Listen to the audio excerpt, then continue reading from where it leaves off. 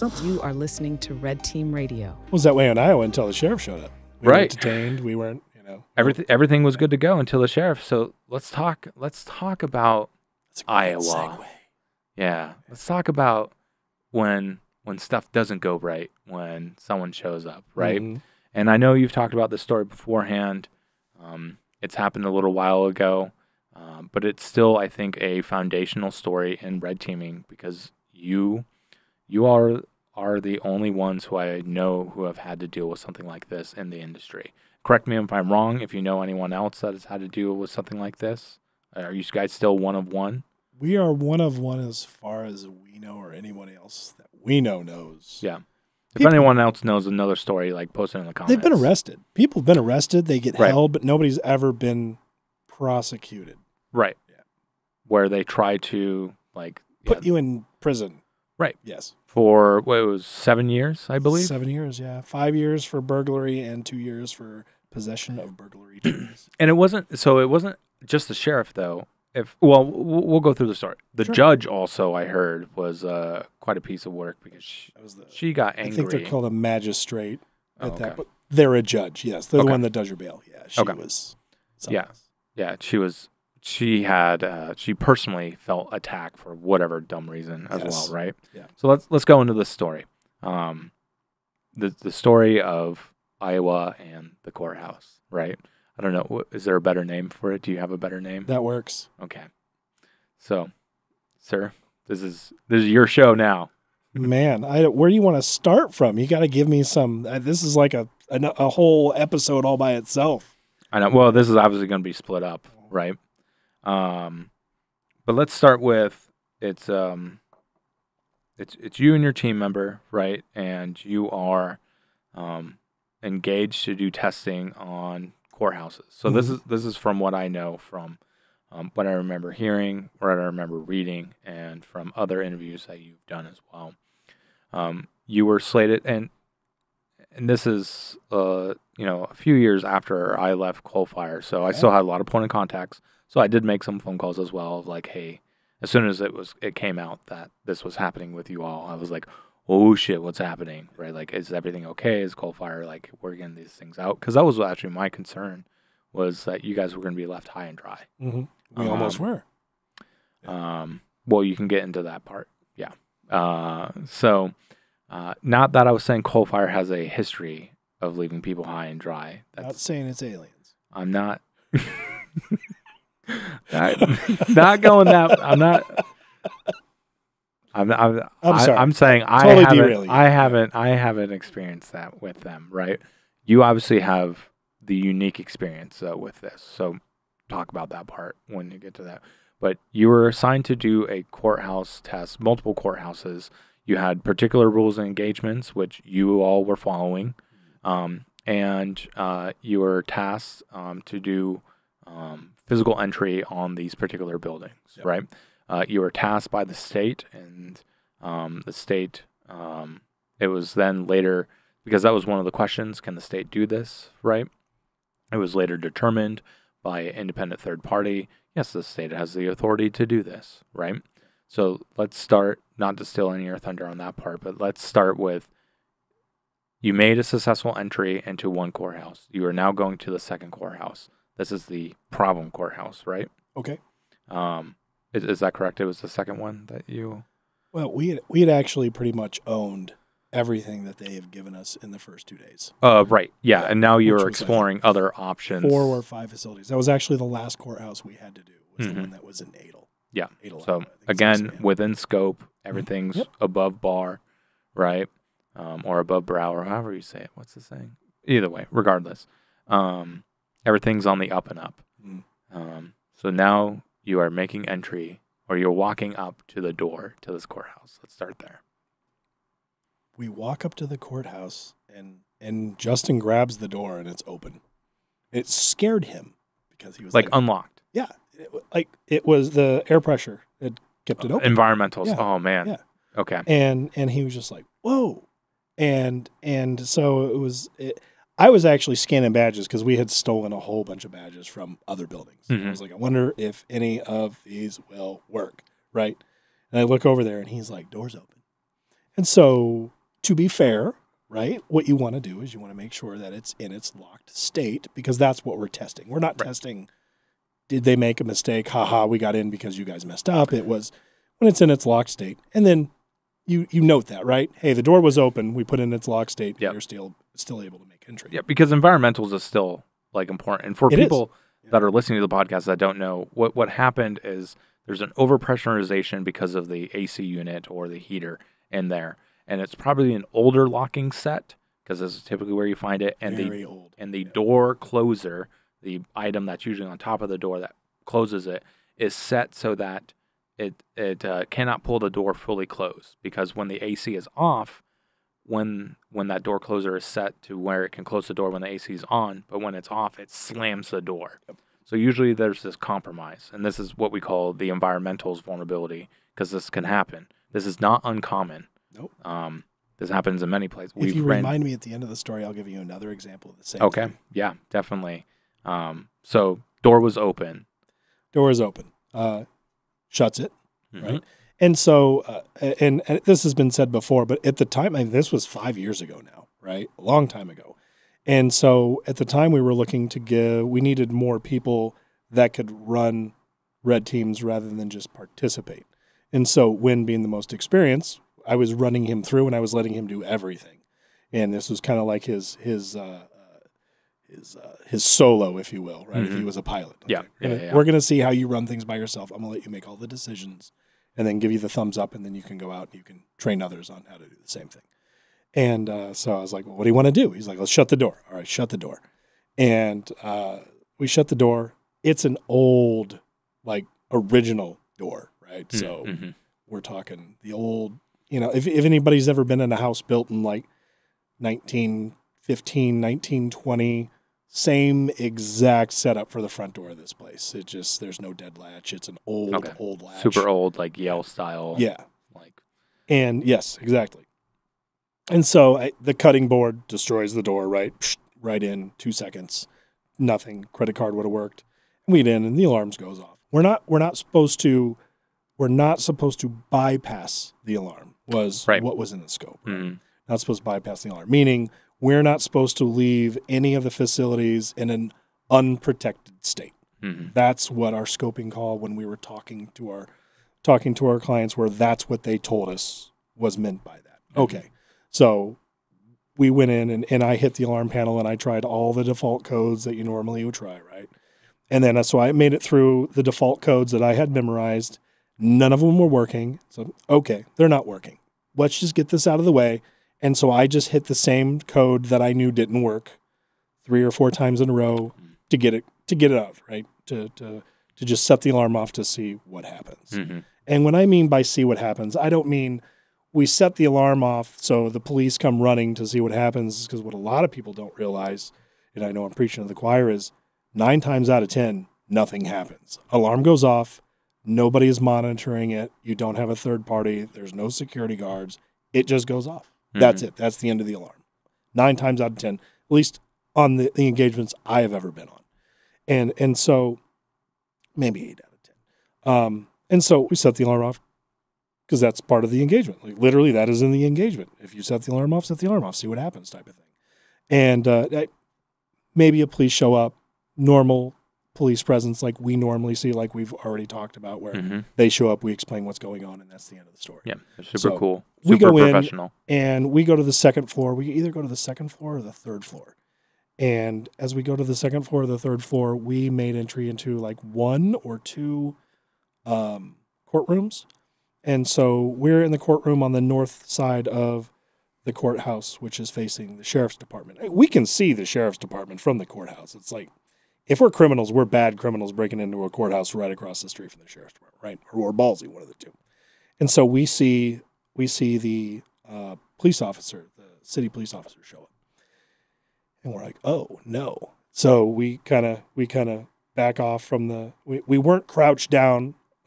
Popular belief, we were trying not to be seen from the window, right? We're kind of backing off, looking like this, and seeing what we can do, or seeing what we can see without hopefully him seeing us, because we don't want to spook the police. Like, we don't want them to think that we've got a rifle aiming out the window or something and have them freak out, right? We want them to feel comfortable. And so we back off, and I said, well, what do you want to do? And he says, well, we're not doing anything wrong. Well, no, we're under contract, and we're not doing anything wrong. He's like, let's just keep going until they come in. Okay, let's do that. And so we kind of did our thing. We were looking around. We're actively listening, though. We want to hear doors open is what we're waiting for, right? Don't hear anything. The alarm had stopped making noise at that point, which most alarms do until you re-trigger it. And so we didn't hear anything. And then we start getting a little bit nervous. We're like, why aren't they inside? It's been like 5 or 10 minutes since we've been in here. We know the police officer's out front. So I think if I remember right, I think we look out again and we may have seen another, deputy sheriff's car pull up or something. And so we're like, well, let's go to the stairwell.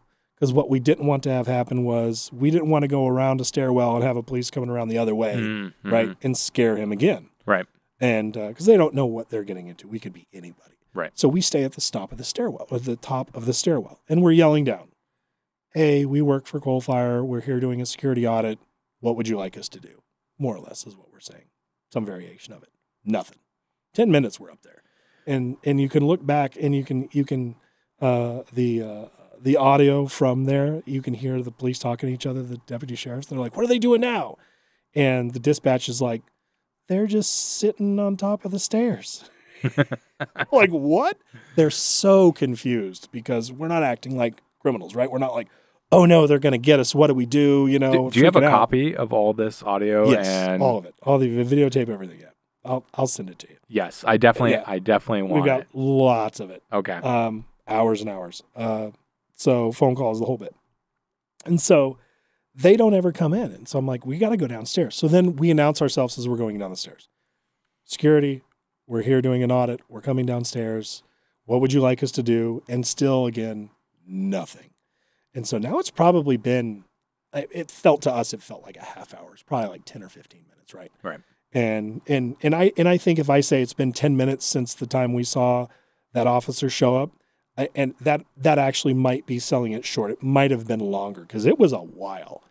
And so we go out there and we see a deputy sheriff on the outside of the door, with the glass doors, that you can see through and everything. And so we've got our hands in front of us, our backpacks around, we've got our hands in front of us. We're not carrying anything.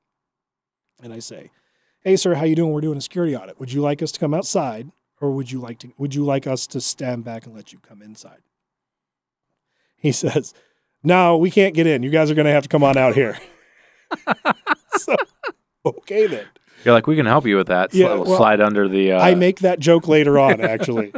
And so, because they say something like, we can't get in. And I said, well, we can get you in if you want. And they all start laughing. They're like, no, you've done enough for tonight.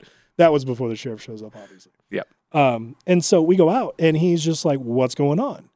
And, of course, because it's been shown on TV a million times, I say something stupid like, we're here to test all the stuff or something. Yeah. Right. And he's like, what? And and he says, it's kind of weird that you guys are here testing at night, isn't it? And I said, well, no, that's when you want to. There's nobody here. Like, why would we break into a courthouse during the middle of the day when everybody's watching us? That doesn't make any sense. And so he talks to us, and to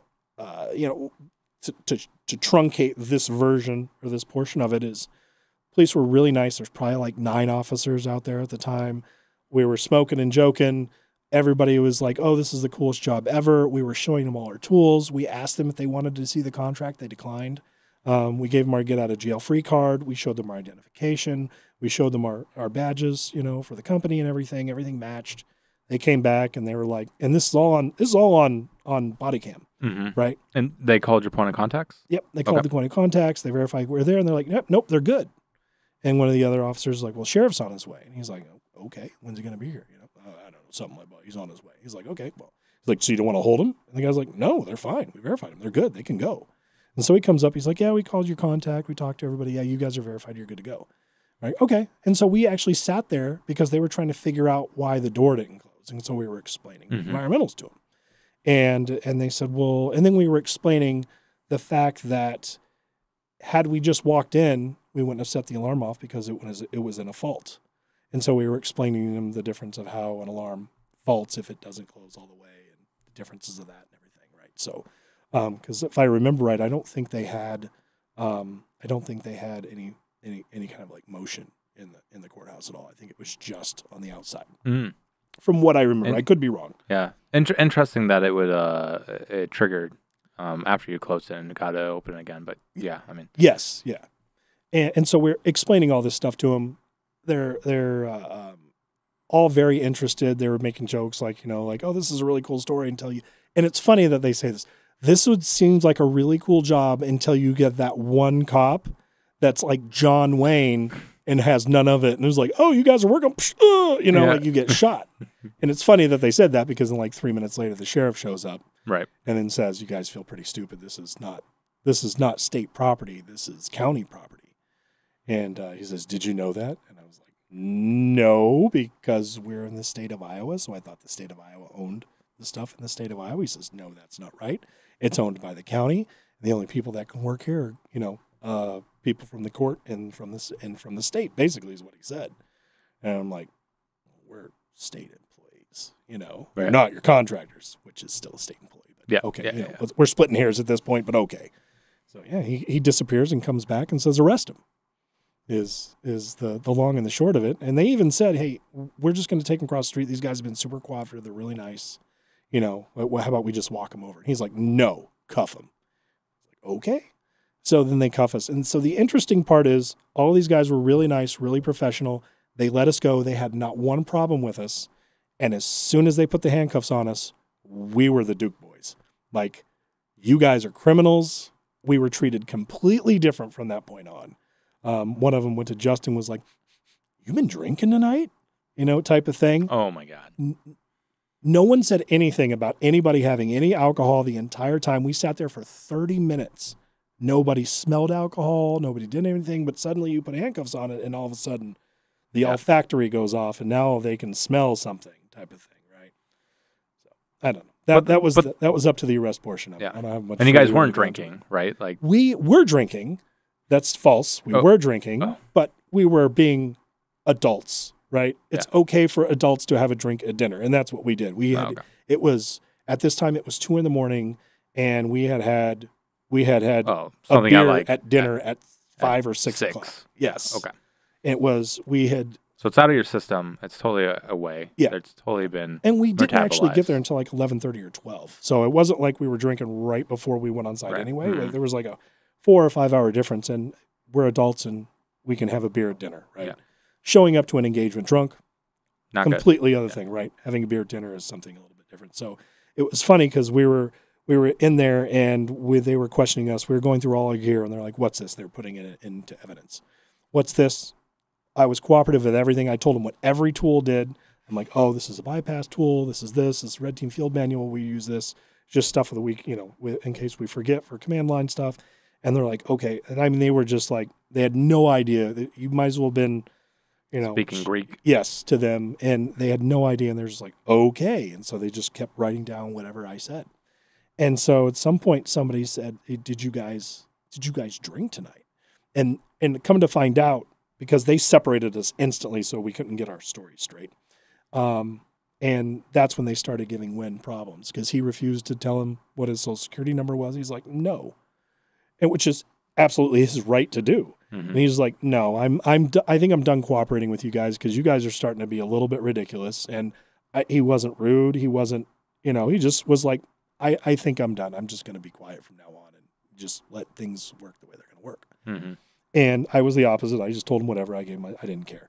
And so he says, you guys are drinking? He's like, your buddy there's had some drinks. I was like, I know exactly how many drinks he has. I was with him. He's like, oh, did you drink too? No, like, yes, I did. And he said, man, it must be nice to have a job where, you can have drinks before you go to work. And I said, well, we're on keyboards. We're not going to shoot anybody on accident, is what I said to him, right? And they're like, well, okay. It was a beer, dude. It was 8-10 hours ago at this point. Like, I think we were okay type of thing. So there was a phone call where they had tried to tell our contact that we were inebriated. There was alcohol involved, is what they were trying to tell him. And so there's a phone call that you'll also hear when I send you all this stuff. He goes, oh, I heard there's alcohol involved. And I was just like, no, dude, there was no alcohol involved. Like, this is there's definitely alcohol tonight involved, but not then. There wasn't any alcohol. Right. So Yeah, no, where do you want me to go from there? Like I said, this could be a 3-hour episode if you want it to be. I mean, that's fine. Well, so the sheriff was giving you. So this is one thing that I found very interesting. I remember there's a small, like 5-second video that I saw. The sheriff didn't believe that you were in the military, right? Not only in the military, but a Marine specifically. Oh, okay. He's not a Marine. That's right. Yeah. That's exact words in the hallway, right? And then he started to try to grill you on that? Yeah. He came out and he said, "Who's your CO? Where were you stationed at? What's your MOS?" And your MOS is mode of service. And it basically it's your job. It's an identifier of what your job is. It's a number, right? So I was a 7563, which is a Huey pilot. And so he asked me my MOS, where I was stationed, what my CEO's name is, what squadron I was in, like all this and I knew what he was doing, right? Like he tried to make it where he was being clever and he was just shooting the shit with me. We're friends. Yeah. And after like the 7th question, and I'm like, are you trying to see if I'm a Marine or what here? So after a while, he realizes that I actually was a Marine, and then has the huevos to say, "Man, I hate putting Marines in jail," which my reply was, "Well, you don't have to. Like, obviously not, because you don't have to." Right. And that's actually when I asked him, I said, "Are you going to charge us?" And he said, "Yeah, we are." And I said, "Why don't you just hold us until you can confirm that we're working with the state?" And he actually, at that point, he had told me, and it's really hard to hear because it's the audio's from the camera up in the corner and everything, right? And so he actually tells me, from the way that I remember it, again, this was 5 years ago, something along those lines of, "We've already talked to your contact. We don't care." Basically what he had said. "We'd already talked to your contact. We don't care." And it's the premise of him at that point was, you don't belong here. Doesn't matter what the state says, you don't belong here. And later on, he's recorded as saying so when Black Hills came out there, John Strand, that's who's Black Hills, right? He comes out there and he does that impromptu conference, like right after we were. Oh, okay, yeah, and support with you, right? Yeah. And Dave was out there, I think, as well, right? Video, I think, is what he did. But yes, okay. He was part of it, yeah. Yeah. Chris Nickerson, everybody was out there, so or at least participating, I should say. Yep. So anyway, they were out there, which was awesome. And he goes and the sheriff talks at that, but he keeps saying things that aren't true. Like, well, we checked their. At some point, he says we checked their contract and they were out of scope. Nobody ever checked our contract. We weren't out of scope. Right. And then he tries to bring up. He says, well, his idea, I think, was, well, the contract was the get out of jail free card, and it says no forced entry. They forced entry, and then it's like, well, bypassing the lock is not forced entry. Yeah. And so they it becomes this jumbled mass of walking things back. So I will say this part, though. This is the best part, because this is what makes us feel like a spy. Is the bad part of being a spy.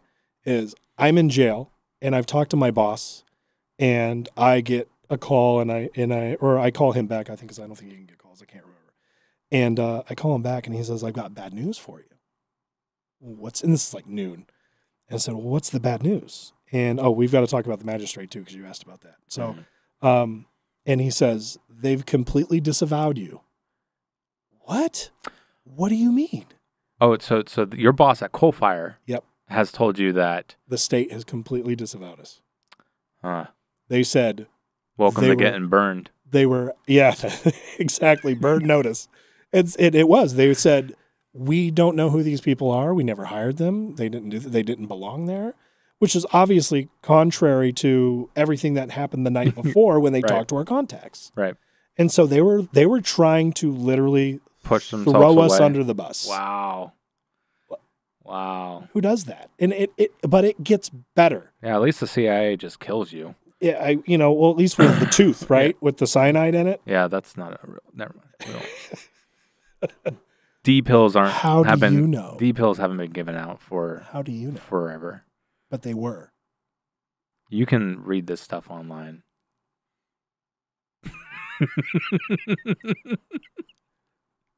Just go with it, Drew. Come on, man. Go with it. Yeah, so they disavow us completely. And then what ends up happening is they keep walking it back, right? Because Coalfire's like, really weird because here's a contract. Right. Well, we were under contract, but they were completely out of scope. Really weird because here's the scope. Right. Well, they were within scope, but that's not what we meant. Really weird because here's what you actually said that you meant. Well, yes, but I think there's some confusion on what we actually meant versus what you think we meant. And then it was, we had a phone call where we went over these things with you ad nauseum with 5 different people who all gave witness statements that say you said this. Mm-hmm. Well, agree to disagree. It just they just keep dicks. walking it back and walking it back. So why? Well, somebody, and I don't know who it was, somebody told the IT manager to go online and delete the contract. From their portal?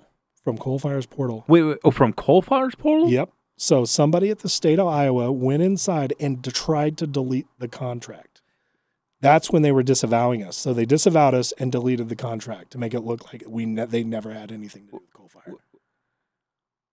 Were they able to successfully delete that copy? Well, and we rolled the server back. Yeah, of course, of course, yeah. And our IT guy was like, "Dude, no," and got it back. It was like, "Yeah, no, we rolled the server back. That was child's play, right? I mean, Jesus Christ." But they tried. That was the important part is they tried. I didn't know that. Yes, they tried. I mean, they didn't just try it. They did. They did. Well, yeah, they did. They deleted it. Yeah, we happened to be able to computer better than they thought we could. I guess. I mean, that's not really a big brag there. No, it's not. Better computer than a state employee. Obviously. Not saying all state employees are bad. I'm just saying. Not saying it's aliens, but. I'm sure there are some really smart ones. I've met some smart ones. There are a few, but there was one employee in Iowa was amazing, which was the assistant prosecuting attorney. That guy was awesome. Well, okay, so let's go. The sheriff, who is no longer the sheriff. Is that state senator still a state senator? I have no idea. Oh, you wanted to talk about the magistrate? I did. Yeah. So sheriff is like, "Oh, you're a Marine. Don't like to throw Marines in jail." Yeah. Clearly doesn't give a shit about that statement. Mm-hmm. Sorry, now I'm getting fired up. I just don't like this shit happening to two of my friends. So, all right. So now you have it's the next day. It's the morning. I take it.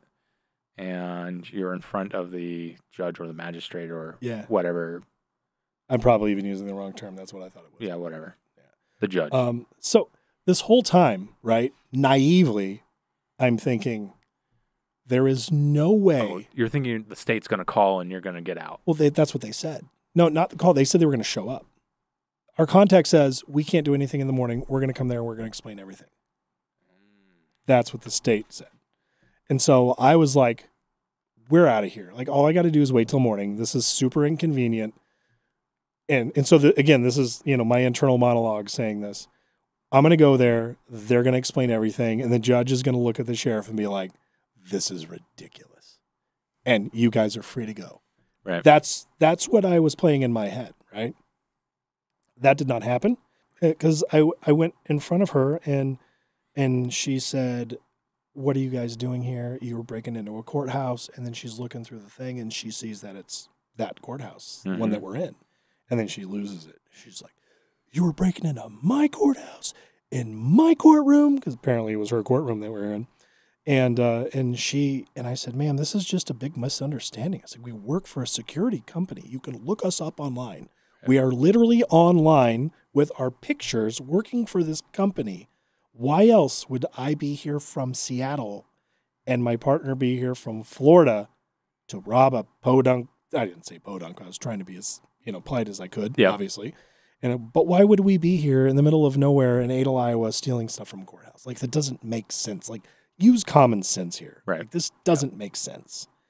And she goes on this tirade about how stupid I must think she is. Oh, yeah. Okay. I remember this now. She didn't believe any of it. None of it. She thought I was making all of it up. And I'm just like, well, I didn't think you were stupid before now. Oh. And now it's a different. So there's this guy standing next to me. And I'm like, go ahead, state representative, tell her, still have that, that saved round. Yep. And then he says, hi, I'm the prosecuting attorney. These guys are a flight risk. I say we increase their bail. And I'm like, oh shit, that's not the state representative. It's the prosecuting attorney. And so at that point I say, ma'am, we are working for the state. You can ask the sheriff. And the sheriff's over in the peanut gallery over here, right?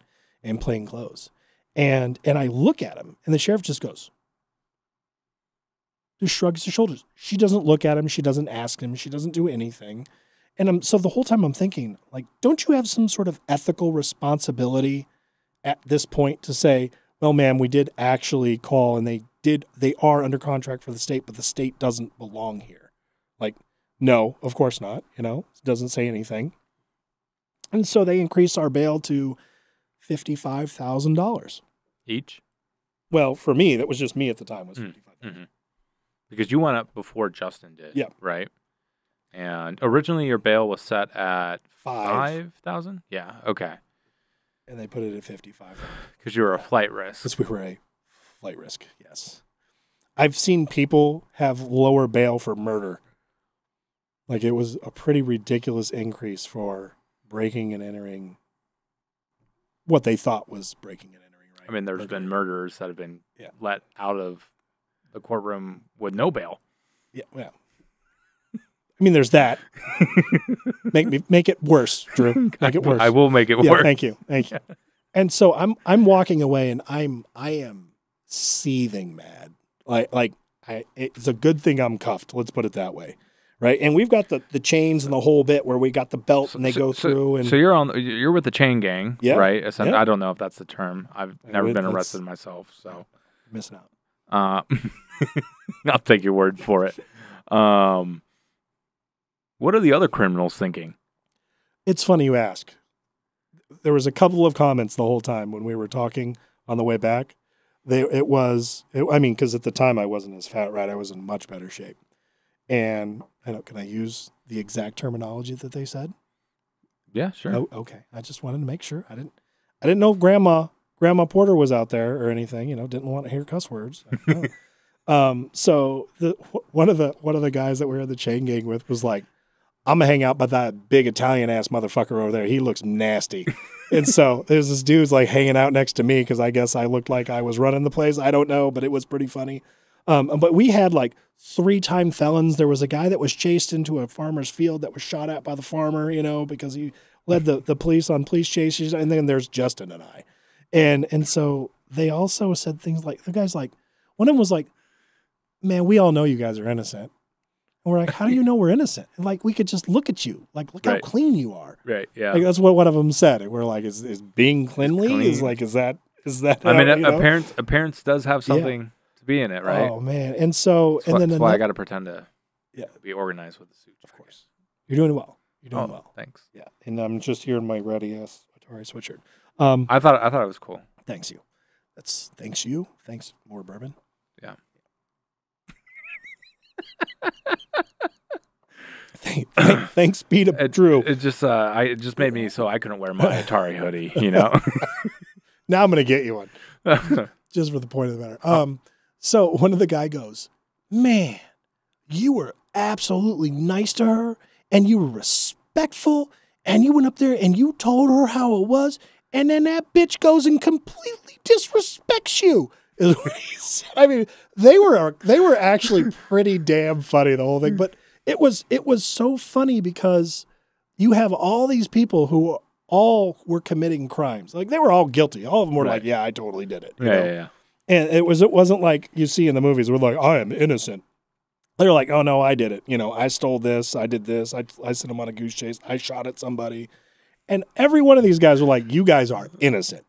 Every one of them. But you have the judge whose job it is, I mean, not only did she get it wrong, but she got it grotesquely wrong to the point where she increased our bail. She yelled at me saying that I thought that she was stupid.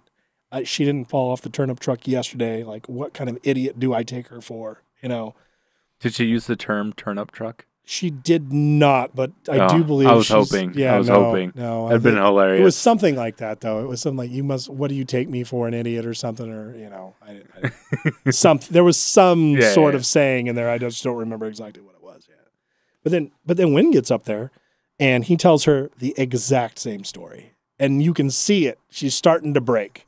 She's like, shit. Maybe these guys are telling the truth. You can see it, like just the way she's not as excited. She doesn't yell at him. Yeah, and she's like, you just need a third and fourth member to say the exact same thing, right? Yeah, right. Man, and then so she's like, okay, and then she sets his bail for like $50,000. So she's starting to buckle a little bit. She's like, all right, well, let's do it. But I walked by the sheriff and I looked at him as I was doing my little thing. I looked at him. I just shook my head, and he got this shit-eating grin on his face. He's just like. Just like that. Just shrugs, hands up, just goes. What a dick. Oh, man, yeah. Mm-hmm. So, all right. So then, you haven't been able to contact Coalfire yet, right?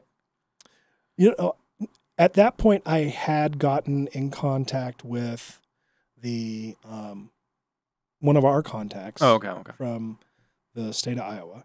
And at some point, I did get a hold of my boss at the time, Rex. And I can't remember if I think I got a hold of him before we went in there. Okay. I think is what it was. Yeah. But I had been talking to him that today. So I want to say this part because I'm thinking about it now and I don't want to forget it. Okay. I was re-looking. I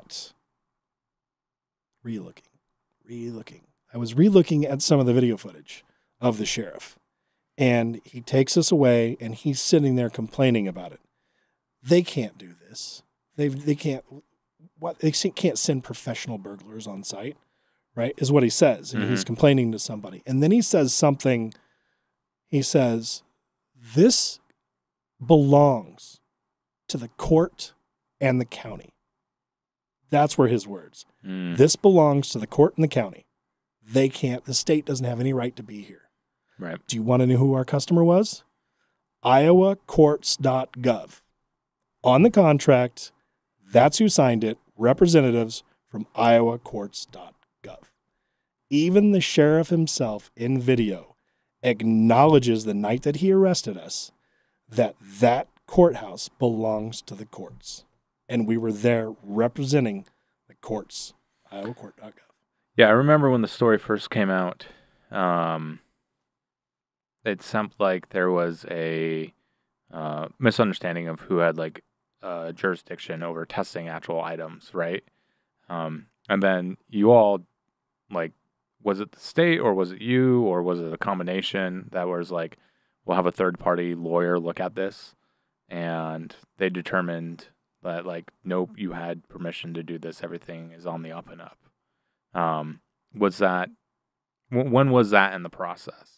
Because I know, did Coalfire posted your bail, right? Mm-hmm. And then you all skedaddled straight out of there. Gone the next day. Yeah. After having horrible pizza. Oh, as bad as Japan? It was Chinese food pizza. Oh, okay. Yeah. Probably as bad as pizza in Japan. It was nasty. But so you all got out because you were worried that other sheriffs might be picking up on what that sheriff wanted to do, right? We had one threaten us later on in the procedure. Oh. Because we were shit-talking his buddy in Adel, Iowa. And so he actually said, if you don't stop the press releases saying negative things about Chad Leonard, we're going to arrest you. All sorts of good stuff. Oh, man. Yeah. Jesus. Good old boy. Oh, okay. So now, when does this lawyer come into play? When does this audit essentially come down? If I remember right, and I don't remember who ordered it. I don't remember at what point, but I'm fairly certain that it happened before they had the state congressional hearing, because I think that they read it at the state congressional hearing, if I'm remembering. Mm-hmm. Yeah. Okay. And then, so after we were arrested before the congressional hearing, at that point, that's when those guys did it. But they referred to it as pirates and ninjas. Like this is the level of as much as I want to say these guys knew exactly what they were talking about because they agreed with us. They're lawyers. Right. And they're referring to people in red teams as pirates and ninjas. I've never been referred to as a pirate or a ninja in my red team days. And that's because you didn't go to the same university I did. I guess so. They refer to us as pirates and ninjas all the time. I kid you not. Really? They had shirts on it as well. For red team stuff? For security, cybersecurity. Really? Yeah. Wow. And Man, you're right. I feel like my education is lacking now because we didn't say pirates and ninjas. Both Win and I were completely confused. We're like, pirates and ninjas? No, pirates and ninjas. Yeah. That's funny. Okay, fine. Should have at least used like keyboard cowboys. That would have been cooler. Yeah. And don't get me wrong. Pirates and ninjas are cool. I like it. It was just a weird, I don't know. It's the same thing. After they have the congressional hearing and they go and they change all the laws, you have all of these, no one, aside from Justin Wynn and I, in this entire scenario, no one has or should have the ability to be making any laws dealing with security at that level, period, in that state. None of them. Now, you had a state senator make some comments as well. Can you dive into those? We had a couple of state senators make some comments, and it was one of them called us, what was it? You probably remember better than I do. He called us like burglars or clandestine operatives or something. Like they were saying something about That's right. us. Yeah. I remember this now. It was I don't remember it fully, but it was he was equating you all to like spies. Basically, right? Yeah. But in the same breath, those same people were also, because the sheriffs were trying to say, it was actually kind of funny if you watch the whole thing, because one of the senators actually does a pretty good job of baiting the sheriff. One of the sheriffs, I don't remember if it was Chad Leonard, I don't think it was. And they were trying to say that we were not professionals. We were amateurs. These guys were using cutting boards to get inside. They can't really be professionals, right? Is what they were trying to get at. And so this one senator went along with it and goes, okay, these guys are just, amateurs. They're obviously using cutting boards, like they've got backpacks on. They're not even dressed like ninjas or pirates. Like, obviously these guys are amateurs. And the sheriff's like, yeah, they don't know what they're doing. And then all of a sudden he just flips on a dime and goes, then why were they able to get into 5 different courthouses with nobody seeing what they were doing? And the only time they got caught was when they set off the alarm. And the sheriff was like, it was really good. I was like, oh, yeah, you got it. Yeah, now, did you have to go on any of the congressional hearings? No. Okay. Because that was all in the state, and we weren't stepping foot back there. Yep. Okay. And then... that was going to be like, come get me. Yeah. You want to put me in prison for that? Come get me. That's what that was going to be. Yeah. The charges were eventually dropped, right? But there's a problem with that still. What a lot of people don't know is when you are arrested and you are charged, even if the charges are dropped, whenever a background check happens, that is going to show up on there. So police officer runs your license plates. More importantly, if I wanted to use you as a contractor, when you go through my background check, that would show up. And if you weren't my friend and then that showed up oh, he was felony burglary, right? Instantly, that would be, from my perspective. For red teaming? Yeah, for red teaming, absolutely no. Nope. Mm-hmm. This is not happening. My clients, I'm not accepting this type of risk for my business. And, as a business that doesn't know you, right? Obviously, I know you, right? So it'd be okay. Well, how do you explain that to your client, too? No. Well, that's the hard part, right? It would be a significant lift to where a lot of people would not venture into that realm, right? They're like, yeah, he's a professional, he's really good at his job, but we don't want to take that lift that we're going to have to do with every single client that this person's working with. Right? And it's not like you explain it to your client once, because the people that are working for the clients, they change all the time. They get laid off, or they go to different jobs, or they retire. So now you have to explain it again and again and again to the same client, right? Now you're talking about significant amount of overhead to just be able to do this project, to put a very talented person on the project that would be beneficial to the client, right? Mm-hmm. So I'm sure that has played effect in hiring opportunities with you. I had, if you would like a story. Yeah. I had it was a major financial institution, and they were looking for a director for security. Mm-hmm. And I had gone through 2 interviews. The person that I was talking to was like, "You're who I want. You're mm-hmm. perfect for this job."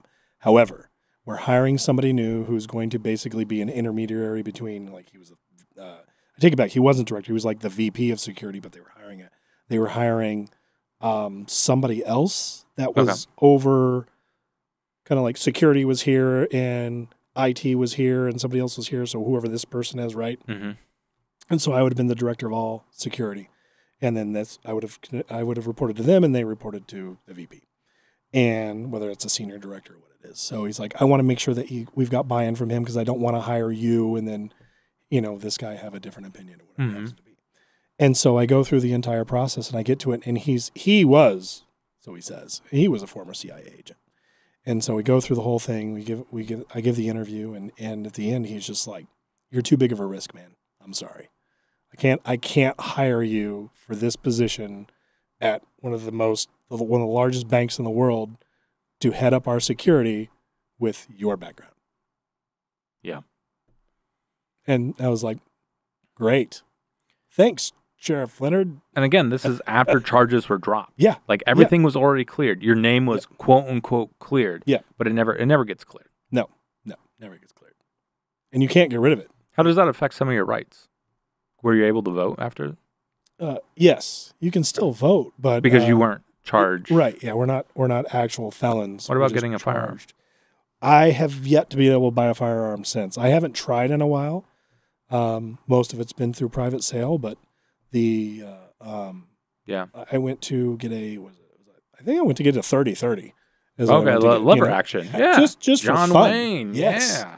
And it was not denied, but it timed out. Oh. And every time I've tried to get a weapon ever since, it times out. Never had that problem with anything I've ever bought in my life. As soon as this happened, timed out. Can you get a CCW? I haven't tried. I need to. Yeah, your state's a little hard. I don't know. We fill out a form. That's it. Oh, that's it? Oh, okay, cool. Yeah. No training, nothing. Oh. Weird. Because your state. Yeah. Yes, it is weird. I agree with you. For that state, that's weird. Yep. Even my state requires training. Yeah, nope, nothing. 16 hours or something. So. Fill out a form. Get in. There you go. Yeah, strange. I mean, that's how it should be. But we don't have to talk about that. Sure. Okay, yeah. So, yeah, I mean, as like an employer of people, that's where my mind goes. Yeah. Is like, this would be a difficult lift, right? And as someone like a small business owner, right? Like, it becomes just even harder for me because like I pay my guys fairly well, right? I like to think so anyway. They seem to agree. And you're losing out on like high-paying jobs, what people would consider high-paying jobs here in the U.S., right? So yeah, that wasn't the only one. That's happened a few times. Yeah. I definitely could see that being the problem.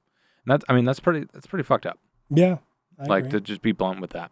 That's for doing something that you're supposed to do, for trying to help a state have better security. Which, by the way, from what I have been able to glean and look up, that state, like, that is the worst state for security now. They made rules and regulations. I don't know if they've rolled these back, but they made rules and regulations which were pretty much just like, you know what, we're going to have people that actually aren't trained and aren't that great at this to kind of try to do security stuff with it, right? So they're like they moved it to like local police, I think, or which... For anyone that knows, and police officers might think they're really, really good at covert entry, but you're not. I know because you guys call me still to help you. Even if you've gone through, your little 1-day training or something like that, which a lot of them go through, like a 1 or 3 day training, right? They'll be like, "Oh yeah, did you know you can bypass this?" My little brother went through the training. My little brother doesn't really. He kind of gets what I do, but he doesn't really know what I do. So he was telling me about this physical entry training that he was doing. He was like, "Did you know this lock could be bypassed?" And I was just like, and "You're like, no." And I was like, I've heard about that before. Yeah. So, but like even after they go through that training, it's not like a rigorous set of trainings that usually red teamers put themselves through, right? And so they're not the best people to actually do testing on this. There was a rule, I think, and I could be wrong, so correct me if I'm wrong on this, where they actually they made like a policy that was focused more on not testing and insecurity, or they didn't word it like that, right? But they made it so that it was just like the priority became less of like testing the security and trying to make rules around security. Yeah. So when they after they had that congressional hearing, that's what followed was some rules and regulations, and they were so bad. And that's kind of what I was alluding to earlier. Like those are the people that should not be making these rules because they don't know. Like, and it's not a knock on them. I understand that they need to make laws and like that's the way that government works. But if you're going to make a law like that, you either need to put some effort into it and at least get some sort of consulting where they can tell you what should happen or what shouldn't happen and get some advice. Right. They just winged it. They were just like, no, we're just going to make this happen. They didn't talk to anybody. They didn't get any advice on it. So you have the lawmakers making laws in a vacuum, completely ignorant to what should be, like how that should be ran. And I do think, to be fair to Iowa, I do believe they have made some gains, at least in cybersecurity, because I've seen a lot of stuff start coming out. Not a lot of stuff. I've seen something come out of Iowa where they've said, okay, we're going to do this, and they've put these, whatever they're called, like initiatives together to try to improve cybersecurity in the state. So somebody there is trying to do something. Well, to make they got better. pushed. I mean, they got a ton of people calling the representatives after you all. They got a ton of people calling that sheriff, right? Yeah. And like they got bombarded with like, you all are dum-dums. Oh yeah. Because they were acting stupid, right? So did you know that the sheriff held us hostage before they dropped our charges unless he got to talk to our CEO? No, what? Yeah. They were supposed to drop the charges at the beginning of December. And our arraignment for our court hearing was to see if, there was enough evidence to go to court for our stuff. And they had already dropped the charges from burglary to criminal trespass. And they tried to get us to sign off on that to be done. And we said no, because we didn't do anything wrong. And then it was just, how about just regular trespass? No, because we didn't do anything wrong. So here we are in the beginning of December, and they're like, okay, we're going to drop charges. Okay. And then like a week or two went by, and then it was nothing. And then it was, well, we're going to wait till around December to drop them. That way it doesn't hit the news cycle, is what they're telling our lawyer. And our lawyer was like, whatever, just drop the charges. That's fine. So December comes around, nothing. They still haven't dropped the charges. Still hanging over our head. It's like January, I think it's the second week of January or something like that. The 6th, the 9th, I can't remember the exact date. But it was literally the week before that hearing where we were supposed to go back to Iowa for the hearing, right? And our lawyer gets a call from their lawyer and says, the sheriff wants to talk to the CEO before he drops the charges. And our lawyer says, and what happens if he doesn't talk to the CEO? He's not going to drop the charges. That's dropping the charges is contingent upon if he gets to talk to the CEO. And so Tom says, I'll talk to the guy. And Justin and I were like, no, don't talk to him. Tell him to pound sand. If he wants to go forward with this and he wants to be this petty, it's ridiculous. We'll go to court over this. Because right now he's trying to hold us hostage and he's trying to get his pound of flesh from you. For what reason? Like, how many times have we said this isn't it's not the state versus Coalfire, it's the state versus Gary and Justin. So why, on any level, would he need to talk to you before dropping charges? It doesn't make any sense. And so finally Tom is like, I don't care. let him, grandstand and cry and moan and yell at me, whatever he wants to do. As long as the charge gets dropped, that's all I care about. So eventually he did it anyway, even though we told him that we didn't want him to do it. He was just like, I just want the charges to get dropped. So eventually that's why the charges were dropped, is because Tom talked to him anyway, and he sat there and I just want to make sure that this doesn't happen again, and, blah, blah, blah. And, you made mistakes, we made mistakes. And it's kind of like, no, we didn't make any mistakes. You're the only one that made the mistakes, but okay. Yeah. So dumb. On so many levels. So there I was. Totally hijacking this. So there I was.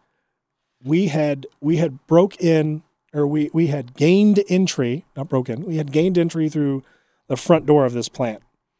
And we get caught, right? Because we're in there and somebody sees us go in.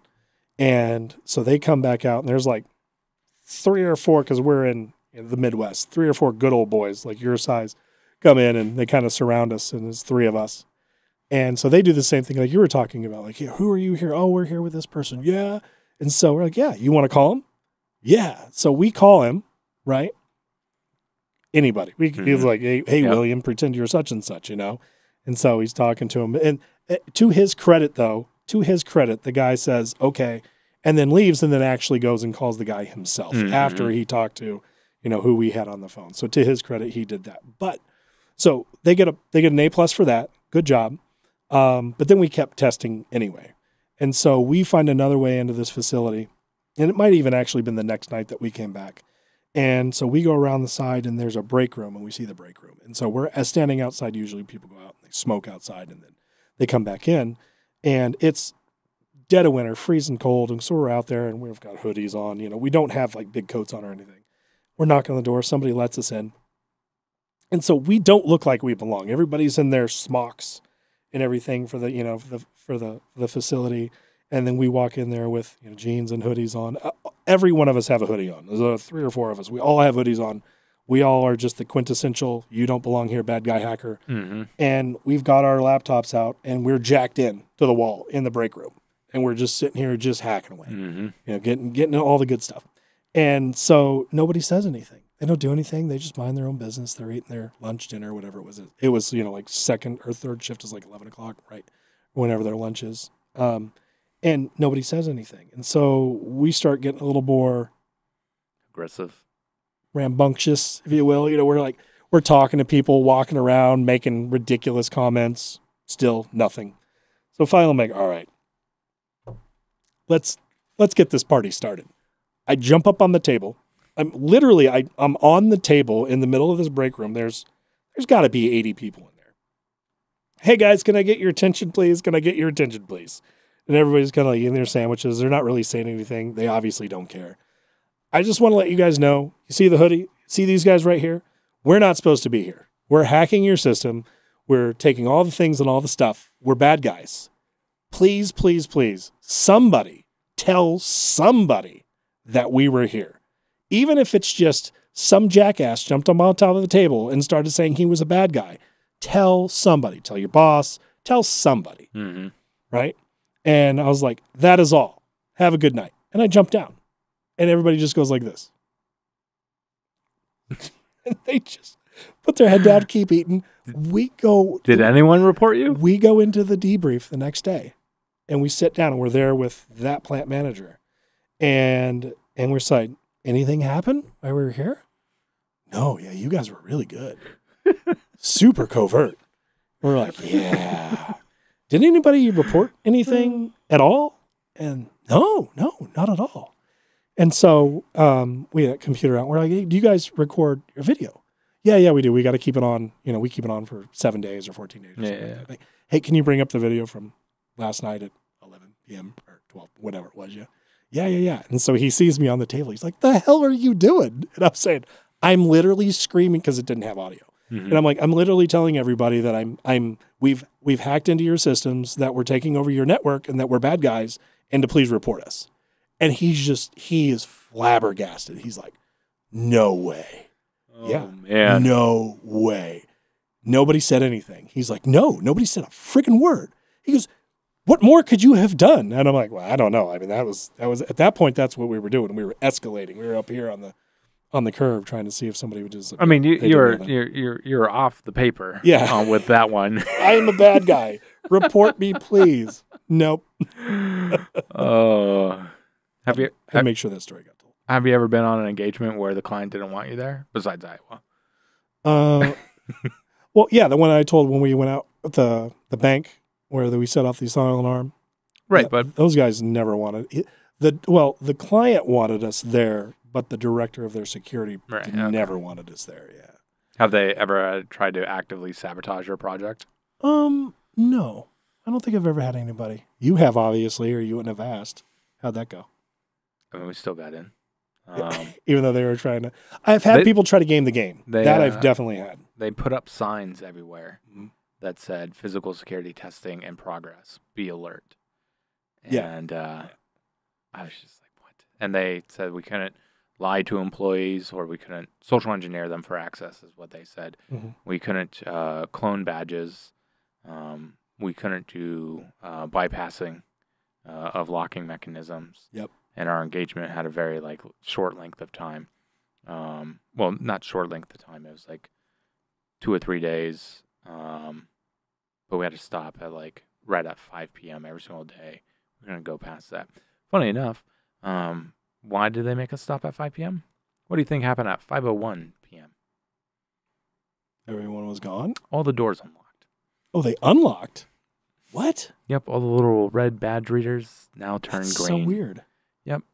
Yeah, so, they were actively sabotaging the project. The physical security team was, because they're we get tested by, these former government people, blah, blah, blah. What do you guys, know when it comes to physical security? You're nerds. Yeah, you're computer nerds. And I'm just like, oh, cool, what team were they on? And maybe I trained them. It's not what I said. I was trying to be professional. Actually, I called up my boss and I was like, "Why are you fucking me on this project? Mm-hmm. Why? Why are we even accepting this project?" And he's like, "Yeah, I know, man. I'm sorry." Okay, well, we'll go play around and see what happens. They have a badge check at every single door. So I have a security person and police officer sometimes, depending where you're at, because there's a police substation in this building. And they would do badge checks. So you would badge in, and then they'd have to scan, physically look at your badge, right? So all I did is I had my phone. I had headphones in that looked like I was on a phone call. And then, I didn't have headphones in. What I was doing is I would have a little beeper. That's right, because I had to do this little weird game. So I had my phone up to my ear, right? I had the beeper in my hand. So I'd move my badge over there. It's on a little lanyard. Mm-hmm. And it would make the HID beeping sound because I'd be able to see someone coming out of the door. Yep. So I'd kind of time it. And then security would look at the badge. But I'd be on my phone, so I'm 5x5.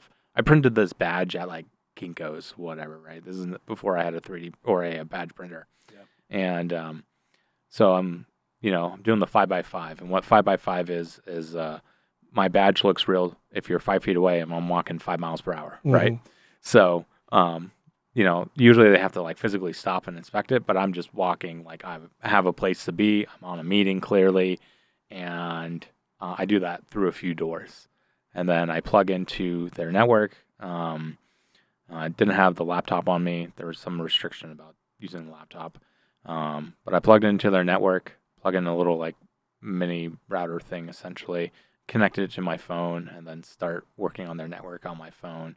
But this is towards the end of the engagement. This is the only win that we've been able to do, and because they were blocking all our other type of stuff. Yeah.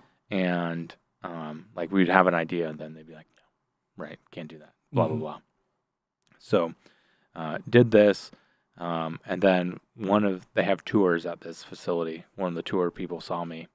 He saw us on the tour as well. And he was just like, "Oh man, so you work with IT? Yeah, I want to get into IT here. How do I do that? Blah blah blah." So I was kind of trying to talk to him about that. But my timer for hey, you have like a minute to get out of this building. Right. Like literally, I set a timer for like 1 minute so I can get out of the building. And my timer's going off. I'm like, all right, hey dude, I gotta go. And he's like, keep on talking to me. I'm like trying to walk out, and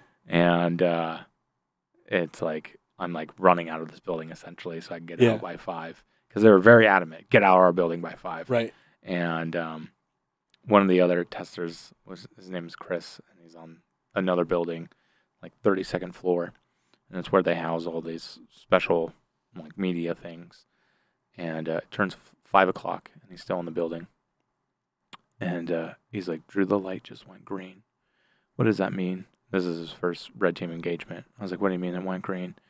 And he sends me a photo. It's an RFID reader. And I was just like, that door's unlocked. So I called our point of contact, and I was like, give us 15 more minutes. Like, that's all we want is 15 more minutes. Yeah. And he's like, we can't. Like, they absolutely won't. And I was like, your door's unlocked at 5. Yeah. And he's like, I know. And I was like, why won't physical security? So digital security was totally down with this. They're the ones that hired us. Right. But physical security was totally adamant. And that was my last project with that company because I was going to work for another company. So I didn't have to write a report. But I guess that, like, I told the point of contact, like, yeah, we got in, sent them some screenshots. And physical security blew a fuse, I guess. They're like, how did they get in? Blah, blah, blah. They cloned badges. They went out of scope. Blah, blah, blah, blah, blah. And they, like, reviewed all the video footage to see that, like, it's just a little beeper behind my hand on a badge. Right. And, so they got super pissed about that. Super, super pissed. Physical security did. The digital security team that hired us loved us. Yeah. Right? But, yeah, it was like I've had clients... When I worked for other companies, obviously running my own company, I can just tell clients no. But I've had clients go and they, they try to sabotage little parts, but that was the furthest one where they're like, you can't do any of this like standard red teaming stuff, right? Can't even clone a badge. I'm like, what? Let me clone your badge. Like, come on. Yeah. No, none of that. Can't lie to employees for access. So, well, I'm not lying to employees. Like, they're not confronting me. Not even talking to them yet. Yeah. So can't bypass locks and all that stuff. And then the signs. It was the signs that really got me going. I was just like, why are you putting signs that literally say physical security testing, like going be alert? Right. I was like, come on. We've had people try to game the game before, and maybe not to that level, but where we weren't allowed to do anything. And I think one of the it didn't work, right? Is try to get into like basically the bank vault during the day, during business hours. Yeah. Like I got back behind where the tellers were, but other than that, I mean, I was like, oh, I'm sorry, I thought this was the bathroom, right? Yeah. That was which not workshop class. Yeah, which actually was fine because that's what they just wanted to see if somebody could get how far they could get, so that actually gave them some sort of value. But other times have been like, yeah, you can't do anything. You can't pick locks. You can't bypass. You can't do any of this stuff. And I'm like, how the hell are we supposed to get in? Can't clone badges. We can't tailgate. Yeah, that's ridiculous. And so, but the thing is they closed at 5, but we could be there till 6. And so that was the thing. It was like, or no, they closed at 5. We had to be in by 5. And I said, if we make entry before 5, can we stay? And they said, yeah, that's fine. And so we ended up taping a back door and then walking in at 5 and then taking the tape out. And that's how we got in. How'd you guys get in? We taped your door. That's not fair. Yeah, that's legit, man. That is a legit attack right there. Yeah, the fact that there's clients that are like trying to actively reduce their effectiveness of their tests. It's like you're paying tens of thousands of dollars to hundreds of thousands to sometimes 7 figures, depending on the project length and time and what you were looking for. Right. Why are you trying to, and usually when you're going to the hundreds of thousands or the 7 figures type of projects, they're not subverting anything. They're like, break everything. Yeah. Right. Yep. At least I've never been on a project that's, over 6 figures that where they're just like, you can't do this or this. Those guys always want you. Yeah. They're just like, dominate us, like just destroy us. Yep. But it's usually the clients that are like, we want you to, and this is why we actually stopped doing these type of projects, where it's like 3 days for testing, and 1 day for reporting, then we were going to go and you can't do all these things. I'm just like, we're still charging you like $15K for this, right? Like, why are you not taking advantage of this project, right? Like, just if you're not going to do this, like, at least spend that $15K wisely, right? Like, don't do this project, do something else. Or, and what we've done, and I know Coalfire after Iowa started to adopt this, and then other companies do this as well, is like companies that maybe they're not ready for a red team, because most companies just do a walkthrough. Yeah, they're not ready for a full red team engagement most of the time. Do a walkthrough. Right? I will sell a walkthrough before I sell red team every time. Yeah, it's what we try to tell them is like, don't have us break in and be like, the super secret spies. Have us break in with your team there, and then we're gonna have your team. We're gonna show you how we did it, and then we're gonna have your team do it. Yep. I did a virtual walkthrough once. Oh, I've never done that. It was interesting. It was fun. It actually was. It went way better than I thought it was going to do. Right. And so it was this financial management company, and they really wanted a walkthrough. They just didn't have the budget because they were getting a pen test too. Mm-hmm. And so he's like, "Oh, we just don't have the budget this year." And I said, "Well, what about a virtual walkthrough?" And he's like, "What's that?" I said, "I'll just tell you what to do. Just make sure that you've got a tablet or something or your phone that I can see, and I'll tell you exactly what to do and how to do it." And so I think we charged him like $5,000 or something. And he was like, "Yeah, that's perfect." And so it actually might have even been cheaper than that. And so I walked him around his facility. I was like, "Okay." And I told him all the things that he was going to need beforehand. And so we came to a rec sensor. I was like, "Hey, do you have any compressed air?" "Yes." And so he went and got the compressed air. And I told him, I was like, "Upside down." He's like, "Why is it upside down?" I explained the propellant and everything. And I was like, "Hit the button." And he's like, "Psh," and it just goes click. And he lost it. He was like, "Oh my God. Oh my God." He just freaked out. He's like, "No way. That's so cool." And he's like the director of their security program, right? And he's just flipping out in the middle of the hallway. He's like, "That is so cool." And so we went through and I actually talked him through maybe like 5 or 6 different doors, and like it was like one was a bypass, and then, and then I was explaining, because he didn't have it, but I was explaining the under the door tool. And I was like, "Does your handle go up?" "Yes." "You guys don't happen to have 35 millimeter film or some sort of film, do you?" "I think I do." And so he had like Lost and Found or something, he had some old film. And so I had him do the over the door trick and everything. And he's like, "This is so awesome." Yeah, he loved it. He loved it. I've only done one, but yeah. Is TikTok safe on my phone? No. Okay. Are they listening? I don't know what I can tell you. I would not have TikTok on my phone or any device that I would use outside. Maybe if I had a device just for TikTok, and then I turn off that device when I'm not trying to use it for TikTok, and then I put it in a Faraday bag that then gets put in a Faraday cage, that is then on a shock mount reduction sensor or shock absorbing mat, then maybe. But I do not have TikTok on like my personal like device, right? I have a TikTok on one phone, and it was to see something dealing with some part of the algorithm, how it reacted to certain things. And then I haven't turned on that phone since. The phone doesn't have any battery in it. Yeah. So, I mean, like the battery's totally drained. The battery can't be removed, but no. Yeah. I was just looking for some backup. Don't so when people ask me, I can be like, Radio Jesus said so. That's another nickname Drew's got, just in case you didn't know.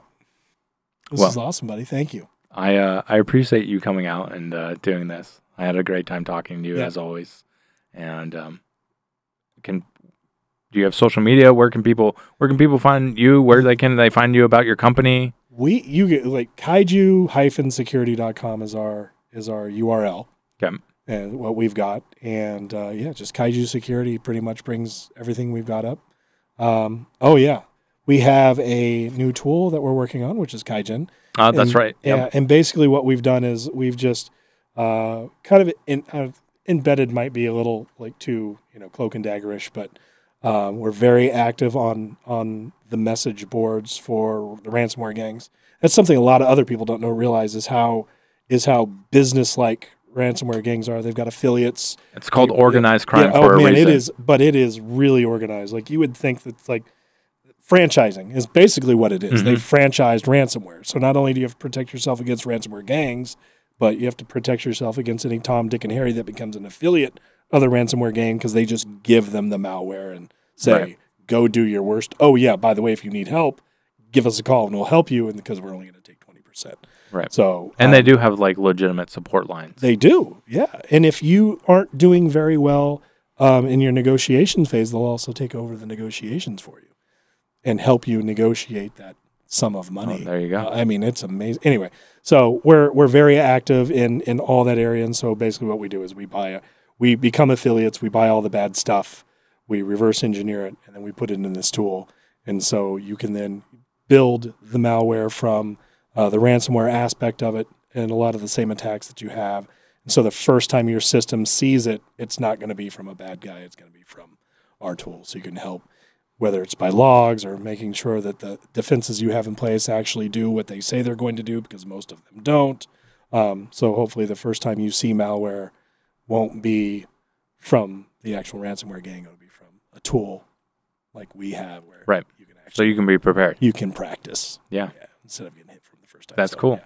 That's it. Can they find that on your site? They can. Yeah, we've got links to everything on the site, and they can hit us at info@kaijusecurity.com or give me a call directly. Ooh. I'm not going to give out my phone number though. Got to do some OSINT. I'm not hard to find though. I'll tell you that. All over the internet. Awesome. Well, thanks for joining us, and I had a blast talking to you. Loved hearing your stories, and I know you got more ridiculous stories, so probably have you on later. Yeah, you as well. All right. Thanks, buddy. Thank you for tuning in to Red Team Radio. Don't forget to like this episode, hit subscribe, and follow for more. Craving extra Red Team Radio exclusives? Dive deeper at redteamradio.net and click support for early episode releases and members-only content. Join us twice a month as we continue to unveil the unseen in the Red Team Chronicles. Remain vigilant and do not cease to be curious.